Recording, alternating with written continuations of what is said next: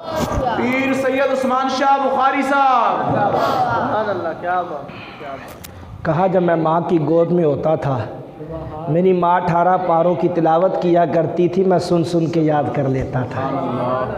ये था माँ का किरदार कि माँ अगर कुरान पढ़ने वाली होगी तो बच्चे भी कुरान पढ़ने वाले होंगे। माँ अगर बच्चों की तरबियत करने वाली होगी तो बच्चे भी फिर वक़्त के इमाम बनेंगे, वक़्त के मुहद्दिस बनेंगे, मुफस्सिर बनेंगे, मुफक्किर बनेंगे। तो अल्लाह रब्बुल इज़्ज़त की बारगाह में दुआ है कि माँओं को खालिक़े कायनात जल्ला व अला ये हिम्मत दे कि वो अपनी औलाद की तरबियत अच्छे अंदाज से कर सके। हज़रत गौसे आज़म रज़ी अल्लाह तआला अन्हु जब दीनी तालीम हासिल करने के लिए एक मदरसे में दाखिल हुए, आपके साथ आपके दो हम क्लास दो साथी भी थे, एक इब्ने सका और एक अबू सईद अब्दुल्ला। ये दो आपके समझे कि हम मकतब क्लास फ़ेलो थे।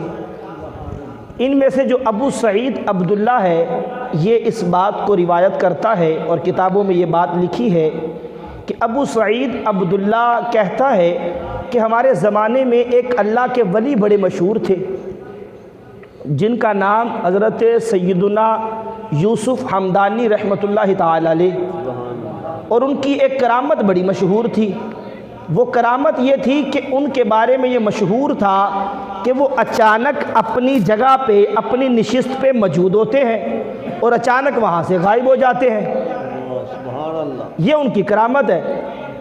तो जैसे अमूमन मदरसे में बच्चों को शौक़ होता है किसी वली की बारगाह में जाएं, किसी पीर की बारगाह में जाएं, तो अबू सईद अब्दुल्ला कहता है कि हमने भी आपस में गुफ्तगू की और कहा इब्ने सका अब्दुल कादिर, क्यों ना हम यूसुफ़ हमदानी अलैहि रहमा से मुलाकात करके आएँ कि उनका बड़ा शोहरा है, बड़ी शोहरत है कि वो अपनी जगह पे अचानक मौजूद होते हैं, गायब हो जाते हैं, उनकी करामत है।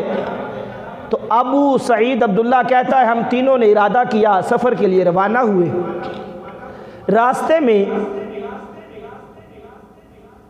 हम गुफ्तगू करने लगे तो अबू सईद अब्दुल्ला कहता है कि इब्ने सका जो हमारा साथी था, उसने एक बात कही, कहने लगा कि मैं तो यूसुफ़ हमदानी रहमतुल्लाहि ताला अलैह के पास इसलिए जा रहा हूँ कि उनसे ऐसा सवाल करूँगा